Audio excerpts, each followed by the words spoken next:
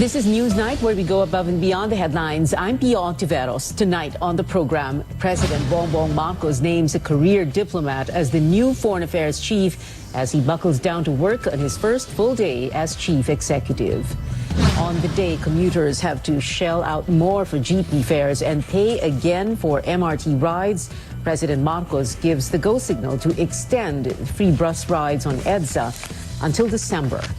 And J-Hope of K-pop sensation BTS drops a new track, which was viewed over 3 million times in 1 hour.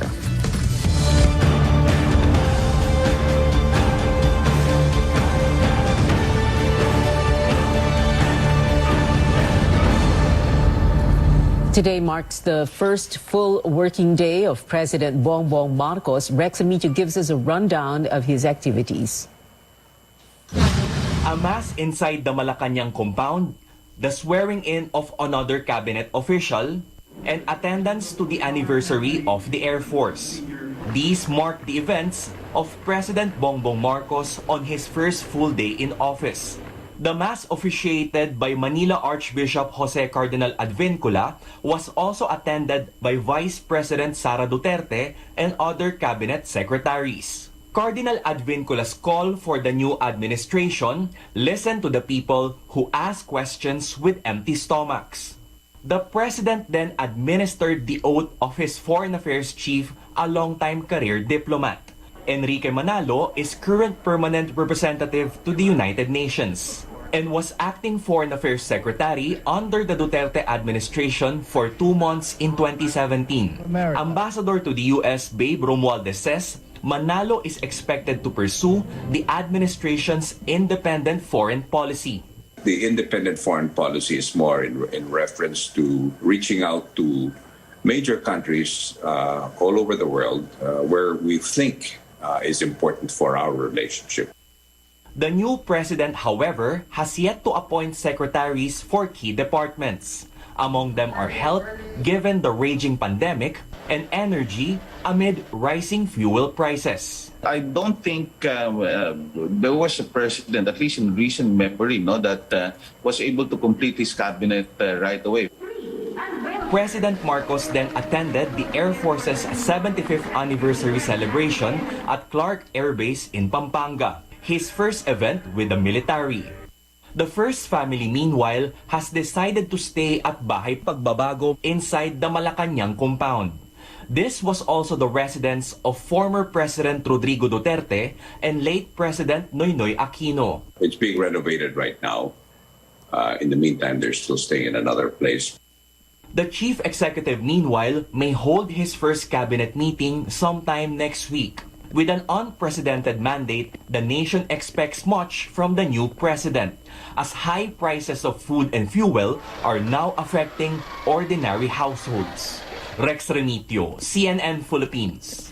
Some foreign diplomats also paid courtesy calls on President Marcos. They are the Vice President of Vietnam, ministers from Brunei, Cambodia, India, a parliament member from Korea, a deputy minister from Laos, and a trade diplomat from the United Kingdom.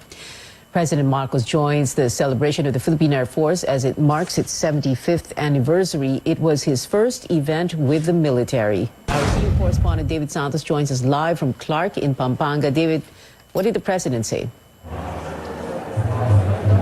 Well, Pia, one of President Marcos's first public functions since being sworn into office and essentially becoming the commander-in-chief of our armed forces is to be here in Clark, Pampanga to join in the Diamond anniversary of the Air Force. President Marcos is joined by former President and Pampanga 2nd District Congresswoman Gloria Macapagal Arroyo. This is a significant occasion for the Air Force, which started off as the Philippine Constabulary Air Corps in 1930 before becoming the Philippine Air Force in 1947. In the 1950s to 1960s, the Air Force played a key role in making the Philippines as a military powerhouse in Southeast Asia.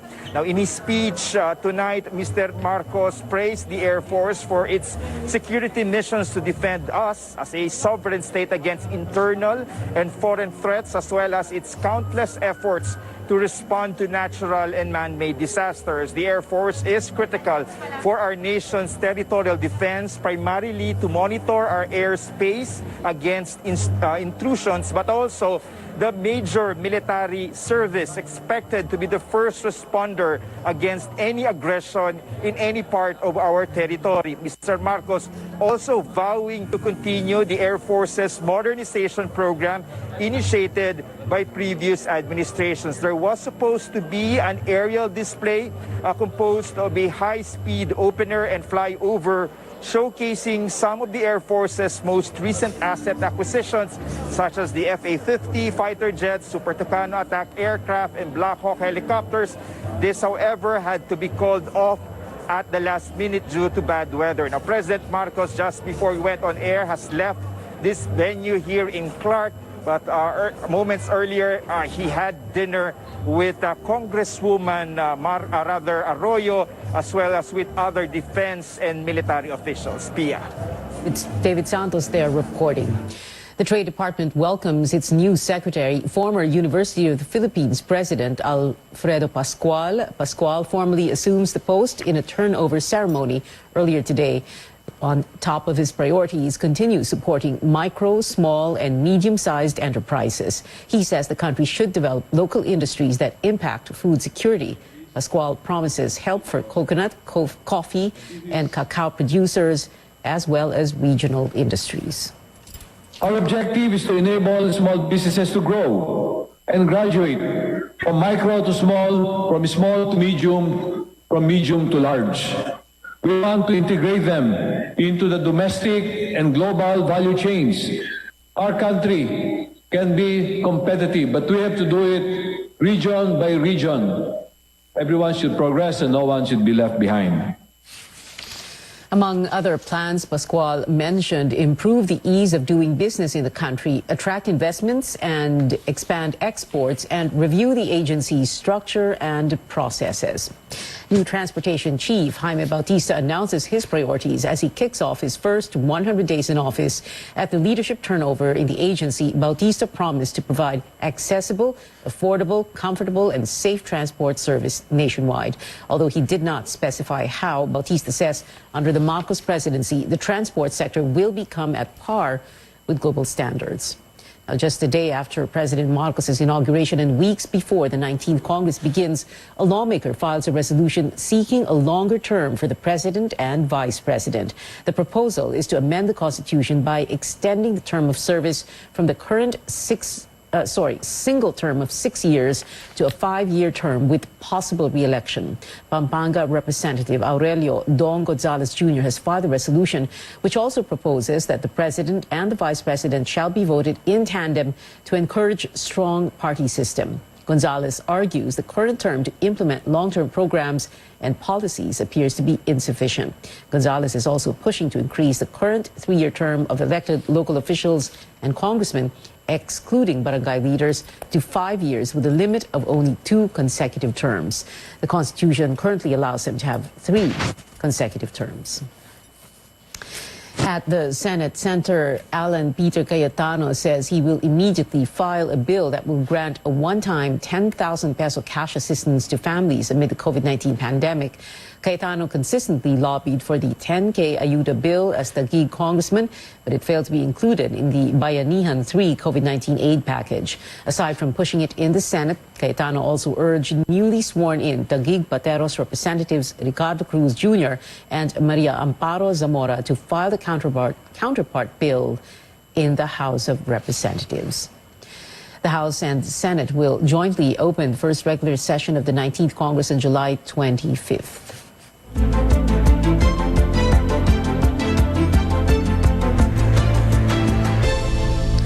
The Health Department sees another increase in COVID-19 cases. The daily average rose to 914 nationwide from June 24th to July 1st, 53% higher than the 599 infections the week before. The DOH flags Metro Manila and 89 other areas with rising cases, including Lucena City, Bohol, and Tawi-Tawi, now at moderate to critical risk. In Tawi-Tawi, 90% of COVID-19 beds are occupied as of June 30. Now, despite the situation, Joey Concepcion, former presidential advisor for entrepreneurship, urges incoming health officials not to raise the alert level, which will impact businesses. That will really kill many MSMEs who have just taken new loans to refinance their debt. So we will really have to prevent alert levels from being raised. Most areas in the country are under the lowest alert level 1. Next on Newsnight, today marks day 1 of another provisional GP fare hike as commuters begin paying for MRT rides again after 3 months.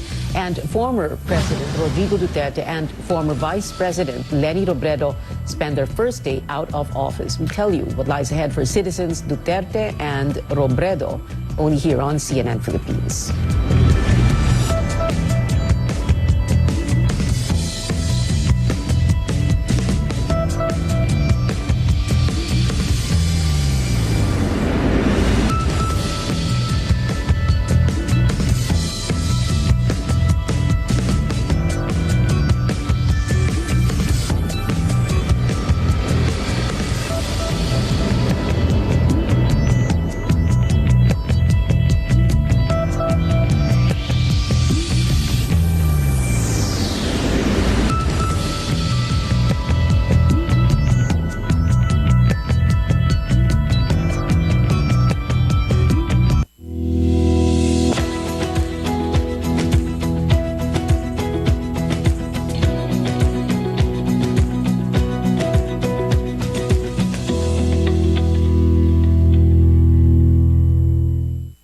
My faith in God led me to all these blessings. Kaya ako, all out sa lahat ng bigay ng Panginoon. Spirit, mind, and body. Sa tulong ng exercise, healthy diet, and MSU+. Sabi ng tatay ko, when you put God first, you will always be first. MSU+ with CoQ10 and L-carnitine, my plus in life. Mahalagang paalala, ang MX3 Plus ay hindi gamot at hindi dapat gamiting panggamot sa anumang uri ng sakit. Sa dami ng taong nakalipas, salamat dahil hindi niyo kami iniwan. Dahil sa inyong tulong, mas naging maayos ang akala namin nakalimutan na. Basta't nariyan kayo, alam naming hindi mapapabayaan ang aming paghihirap para sa sarili, sa pamilya, sa kapwa, at sa bansa. Kampante kami, basta't kasama kayo.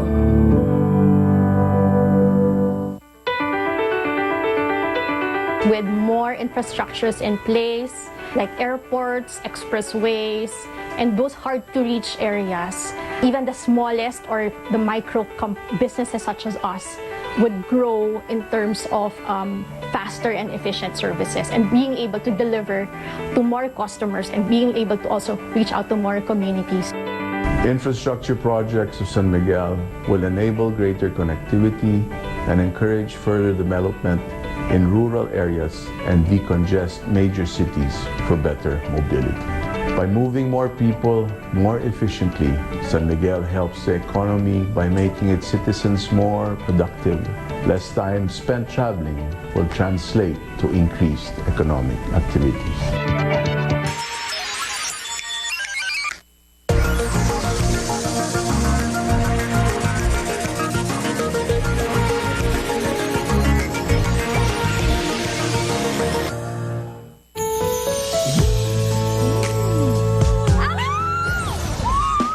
Making life sweet is easy dahil 35 pesos SRP lang ang San Miguel flavored beer. Make life sweet with San Miguel flavored beer. Beyond bringing power to all, we're taking steps to produce and deliver Earth-friendly energy today and for our children's tomorrow. Powering the good life. Meralco.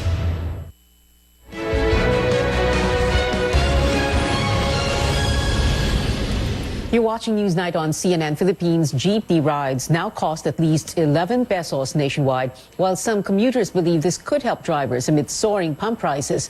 A transport group says the provisional hike is not enough to keep jeepneys on the road. George Quiles with the details. Some commuters were surprised to learn about the new fare increase. 11 pesos for traditional jeepneys and 13 pesos for the modern ones. Among them, Aida Espino of Cotabato, who is currently in Manila to process her papers for a job overseas. With a tight budget, Espino says the new fare hike is a burden, especially since there was already a 1 peso increase imposed last month. Mahirap kasi sir, kasi lahat nagtaasan na. Sa hirap ng buhay, titiisin na lang. Joy Salvador meanwhile says she understands the situation of the drivers who bear the brunt of soaring oil prices. However, she suggests that workers like her must also get pay hike in order to survive. Alam ko, nag-generate na yung new minimum ngayon na around 570 ata. So tumaas na din siya at least 30 to 40 pesos. Pero hindi pa din yun makatarungan para sa lahat ng mga bilhin. So especially yung mga bayarin, sobrang taas na talaga.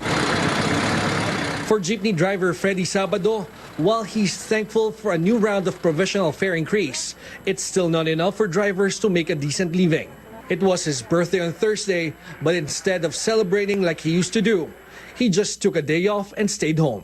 Parang kulang pa rin po sa aming mga driver po yun, sir. Kasi tataas, bababa ang kurodo, mga piso lang. Tapos pag bigla ng taas, mga 5 piso, 4 na piso, doon kami naririndi, sir. For Transport Group Piston, passing on the burden to commuters is not the solution to the problem. Instead, they are challenging the government to suspend the excise tax on oil so that all sectors consuming fuel will benefit. Hindi naman ito yung magre-resolve doon sa patuloy na pagtaas na ng presyo ng petrolyo dahil hindi lang naman ang mga driver ng public transport ang gumagamit. At siyempre, kapag tumataas nga yung presyo ng petrolyo, tumataas yung ating bilihin, yung ating mga pangangailangan sa ating tahanan. There are still pending petitions for a 5 to 6 peso minimum fare increase for jeepneys. The LTFRB will hear these petitions on July 27th. George Cahiles, CNN Philippines.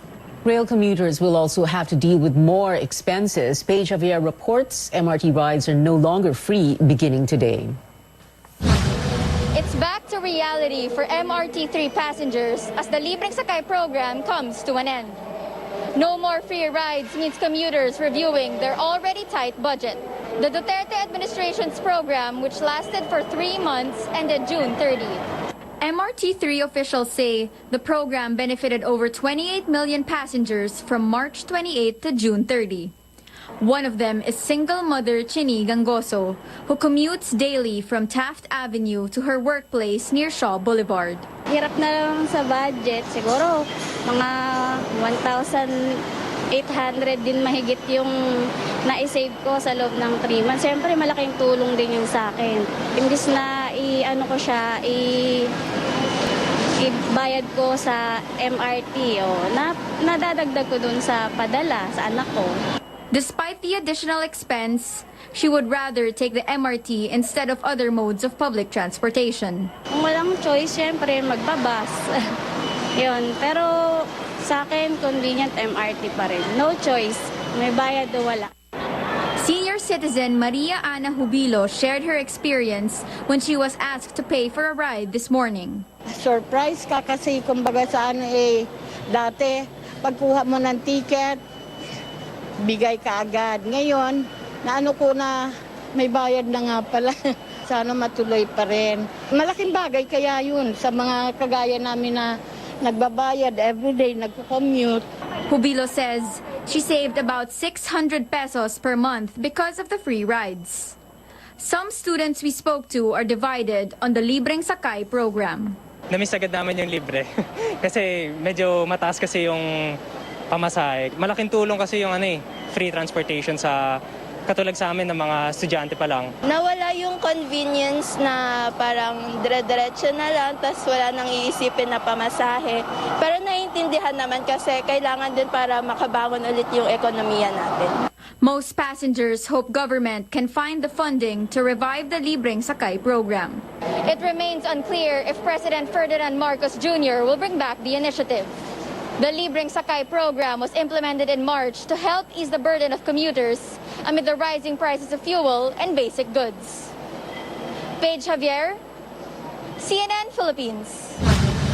President Marcos has given the go signal to extend free bus rides on EDSA until December. A libreng sakay program will also be carried out for students using the MRT, LRT2, and PNR once in-person classes resume in August.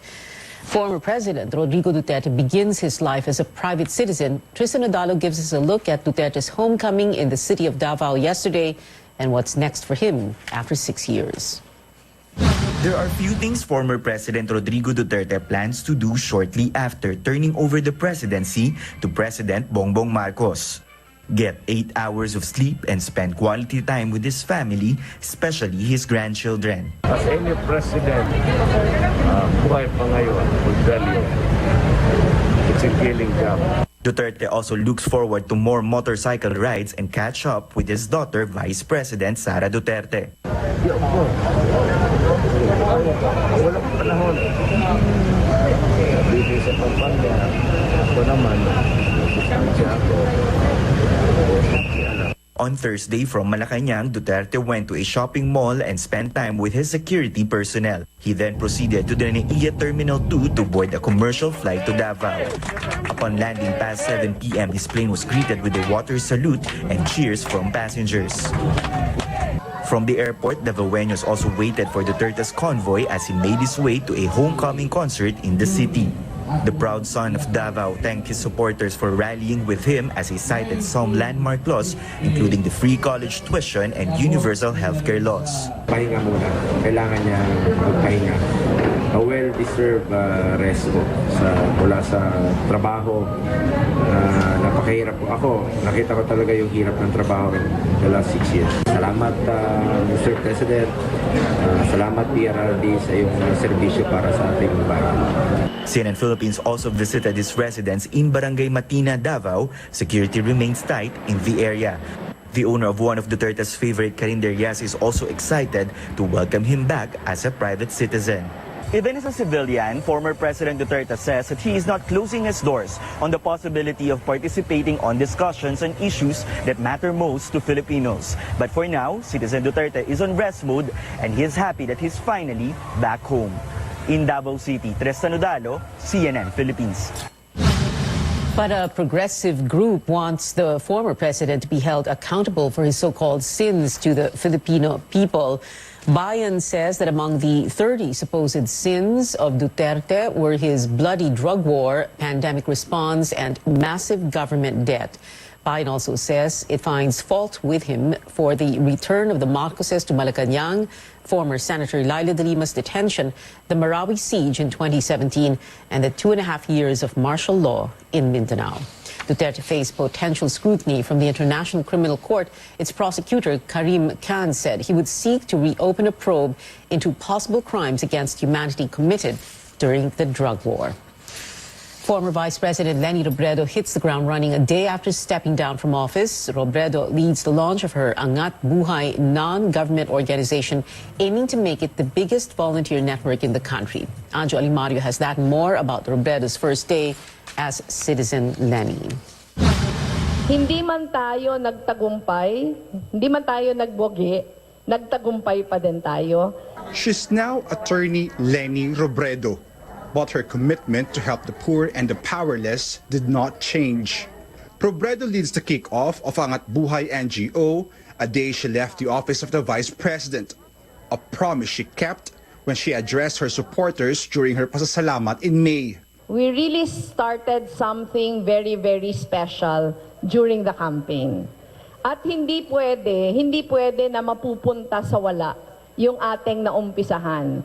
Angat Buhay will focus on 4 advocacy areas: health, education, disaster relief and rehabilitation, and community engagement. Robredo says the group will come up with a nutrition and food security program in partnership with local governments. Malaking problema natin ang stunting. Kapag nagkulang sa pagkain ang mga bata, maaga siyang mapapag-iwanan. At habang buhay niyang kakailanganang maghabol. She also wants to convert community learning hubs open during pandemic into remedial centers to focus on reading and math. Bakit ito ang gusto nating gawin? Kasi as we were working on our community learning hubs, merong isang napakalungkot na realization. Napakaraming pumupunta sa centers, ang iba mga grade 5, grade 6, non-readers pa. The organization will also assist communities on rehabilitation and risk reduction and resiliency.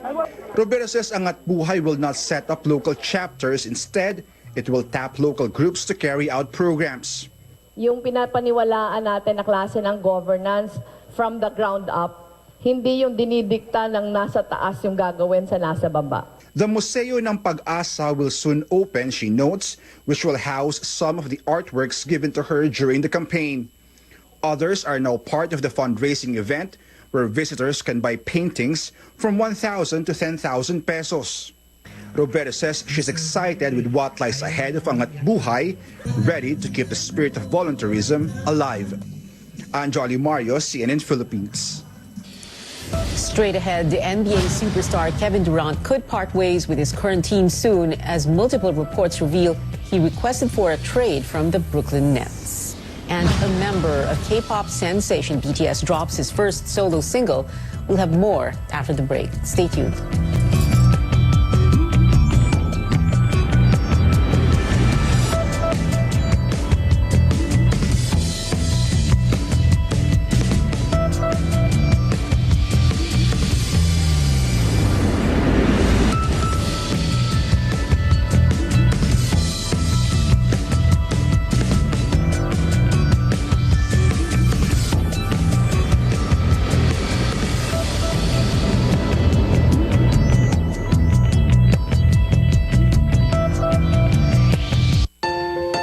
Fried chicken?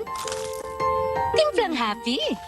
With easy-to-cook Magnolia Chicken Timplados. Iba't ibang sarap ng chicken, kaya. Anong Magnolia Chicken Timplados mo? Iba't ibang easy chicken sarap.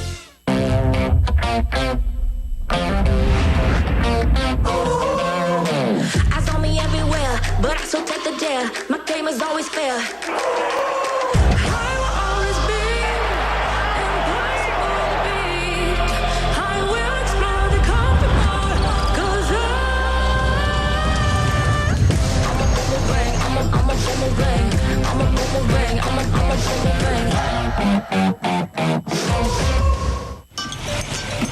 Scenic views and scrumptious meals abound in this province located in the western Visayas region. After a smooth ride on AIA X and an hour flight, you can be a day tripper around the wonderful province of Iloilo. Malipayon nga pag-abot sa siyudad sang Pagigugma, siyudad sang Iloilo. Upon arriving, the first order of the day is to indulge in a bowl of steamy hot lapaz bachoy and a delicious plate of pancit molo. Pag Ilonggo, they would always remember ang batchoy dahil yun ang pinaka-favorite food and most popular food here in Iloilo. And the visitors would always want to taste this pancit molo. Handong weaving is actually a main economic driver for 8 of our local weaving industries. We have the towns of Niagao, Uton, Igbaras, Dueñas, Tigbawan. Iloilo truly lives up to its moniker as the city of love, as Hablon weaving is an art made with passion. This province is blessed with a thriving aquaculture industry.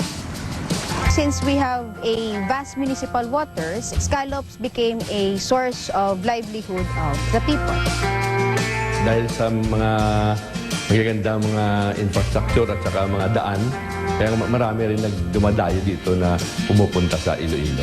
For us, small businesses, logistics is very important since it bridges us to the rest of the country or say to the rest of the world.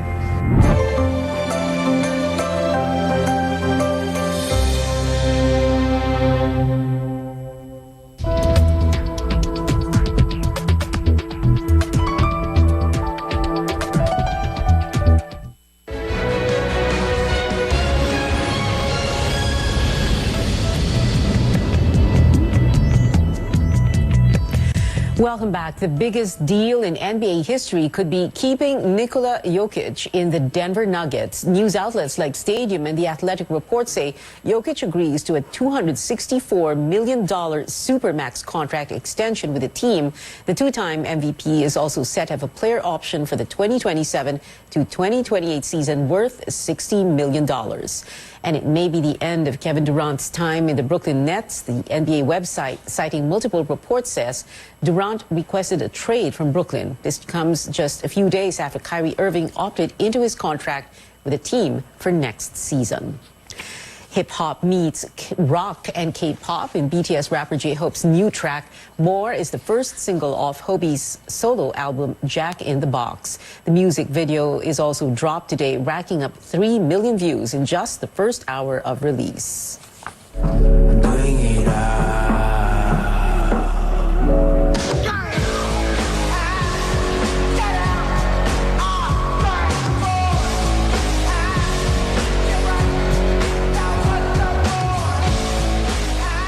Fans can listen to the rest of the songs in Jack in the Box by July 15th. And that is it for now. Join me again on news.ph at 7 p.m. I'm Pia Ontiveros for Newsnight, where we go above and beyond the headlines. RPN, Radio Philippines Network, DXTV, Dipolo, Radio Ronda.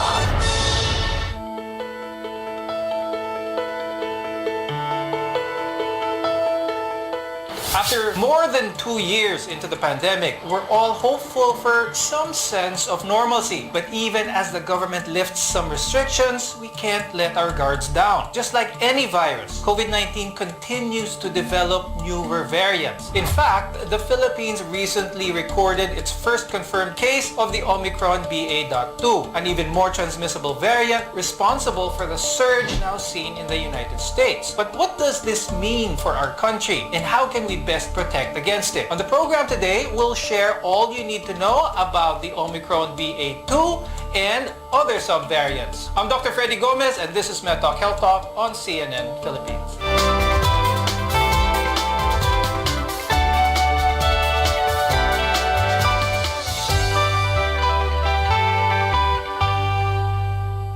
Is another COVID-19 surge on the way? That's what we want to find out. So our guests are here today to tell us more about the new, more transmissible Omicron subvariant. With us is Dr. Guido David. He's a mathematician from the Octa Research. Also with us is Dr. Tony Liachon. He's a health reform advocate from Manila Doctors Hospital. Before there was Omicron BA.2 and these other subvariants, there was Omicron BA.1. Now, let's talk about currently BA.2. Why is this a cause of concern? Is this the predominant strain now seen here in the Philippines? I'll start the discussion first with Dr. David. Back in January, we saw a surge. It was mainly the BA1 and BA2, which were spreading here in the country. Most recently, we discovered that there was this subvariant of the BA2, which is actually the BA2.12. It was detected from a woman from Finland, but it didn't seem to cause a surge because we haven't seen a spike in cases yet. A little more infectious than the BA2 and BA1 and nag-spread dito sa bansa natin. The BA2.12 have been detected in India, and yung 2.12.1 New York, some parts of the United States. It's more infectious. They say may vaccine escape ito mga ito or immune evasion. So ito yung mga concerns natin because posibleng magkaroon ng pagtaas ng bilang ng kaso dito sa bansa natin pag kumalat ito mga variants or subvariants na binabantayan. When is a new subvariant seen? How different is this virus? How much has it mutated before it can get a new subvariant? Pag may Omicron, nagkaroon siya ng mutation na konti, panibagong subvariant na yan. And meron pa mga recombinants, yung mga dati binabantay nila, mga Delta Cron recombinant, or meron ding Omicron BA1, BA2 recombinant. Kumbaga, nagkahalo na yung nila, yung DNA nila, kumbaga. Now I'd like to ask Dr. Tony, right now, BA12.1 is the one in the Philippines now that is going up. What kind of symptoms, what kind of effects on the body do we see that is different from the original Omicron or even Delta? The Delta would actually present with upper respiratory tract infection. So it means, based on a UK app study, is actually a sore throat, a raspy sore throat, and then you can have fever, cough, dimade, muscle fatigue. Predominant niyang kaibahan sa Delta, it spares the lungs. So ibig sabihin, wala ka masyadong affliction ng lungs. So therefore, yung respiratory failure, yung tinatawag nating severe acute respiratory failure, hindi nakikita as opposed to the Delta variant. Ang Omicron, it is manageable, it is actually more benign. Ang problem lang nito, one, you can have long COVID syndrome. So it may seem to be not fatal, but it can have prolonged COVID symptoms, like you can have brain fog, you can have anxiety, you can have palpitations, shortness of breath. And for a long time, more than 3 or 6 months, or even some 6 months, patients would have this kind of problem. So akala mo lang, simple lang siya, pero problema yan. The very beginning of the pandemic, some claim that the majority of the country needed to be vaccinated for us to reach herd immunity. So a lot of Filipinos now are vaccinated with their primary series, boosted. How does these new variants affect? Parang bang back to zero na naman? We need to get another round of boosters at least to be protected? The complete talaga na we have to redefine to protect us from Omicron is not 2 vaccines but actually 3 doses. So meaning to say, the one approved the Department of Health from the US FDA last December, dapat na-realize sa mga tao na dapat 3 doses. Unfortunately, hindi natin na-push masyado yon. So ang dalawang vaccines natin 67 million, and then ang ating third dose, which is the first booster, 13 million lang. So kapos tayo, 3 doses. Ang target natin with the Omicron dapat 90% herd immunity. May 4th dose na nga. So wala pa tayo na uumpisan sa 4th dose, even approved in the US. That is for elderly above 50, senior citizen and immunocompromised. So ang challenge natin is that we have incomplete 3rd dose, and we have not yet started with the 4th dose to protect us from surges from the variants mentioned by Professor Quito. So if the country population is resilient, then we will be protected. Whether through vaccination or following minimum health standards, we all need to do our part to keep those around us safe. When we return, how Filipinos can live with COVID-19 and all its subvariants. We're your partner in healthcare. You're watching MedTalk Health Talk.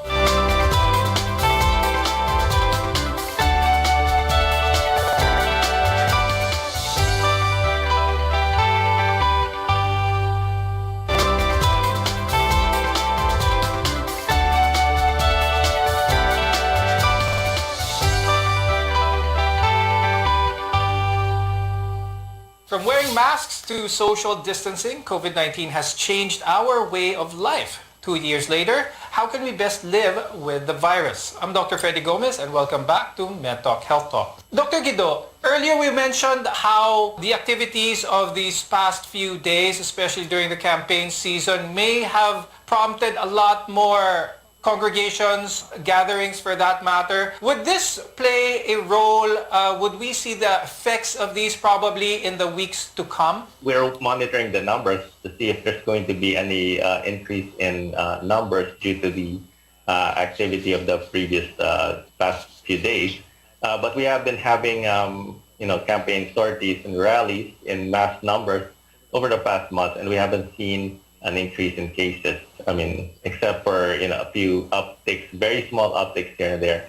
So our belief is that for a surge to occur, there would have to be a confluence of factors. So one is the gatherings and complacency of public when they're no longer complacent, but that alone is not sufficient. The second component is the vaccine immunity that's waning, and we know that that happens after some time. That's why we require booster shots. And the third component, or the third factor, is the variant of concern that we are monitoring. And that's why this is very important. When we see some variants appear all over the world, and it's also more concerning once these variants or subvariants or recombinants enter the country, then we are more concerned, because now We have these three factors coming together, and that may be decisive in causing a surge in cases. Is that possibility of a surge something that is inevitable, like what we see in other countries? There's a triad of reasons for this.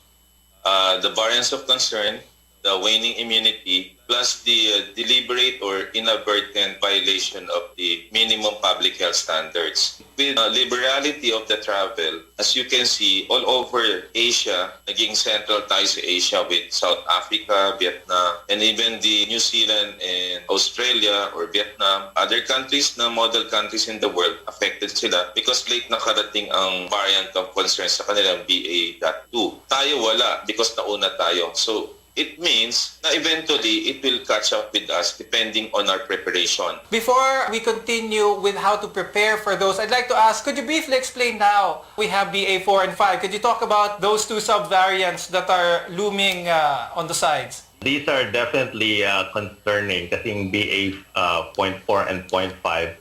Very similar. They were first identified in South Africa. And it's not necessarily the case that they came from South Africa. The Beta variant and also Omicron came from South Africa, or at least were first identified in South Africa because they do a lot of genomic sequencing in South Africa. So that's why they're sort of ahead of the science. In South Africa, increased from a low of about 1,000 per day. Now they're up to 10,000 per day. So that's a 10 times increase in just a few weeks. So it is definitely concerning, and they have already sequenced this as well in the United States. Once in the U.S., it's very likely that it's going to enter our borders because we have open borders and we have a lot of people traveling to and from the United States. It is a concern because, if people are unvaccinated, the rate of severity could be high as in comparable with the previous variants. People are still wearing masks nowadays. They saw some respite because hindi na kailangan ang face shields. But are we looking at a scenario where masks, face shield will be back again aside from getting another round of boosters?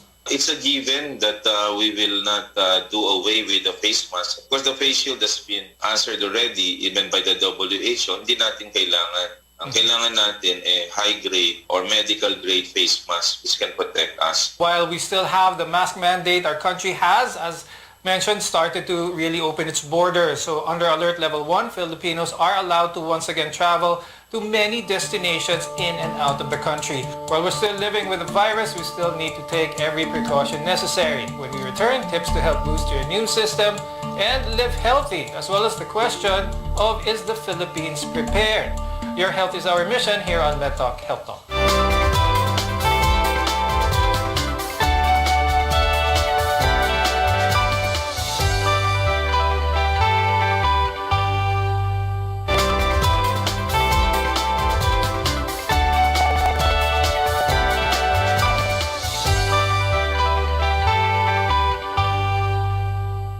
I'm Dr. Freddy Gomez, and this is MedTalk Health Talk. With the easily transmissible Omicron BA.2 variant in our country, as well as BA.4 and BA.5 on the way, we need to take every step to protect each other from COVID-19. Dr. Tony, the question is, are we prepared? I think with the many surges that we have, I think we are prepared.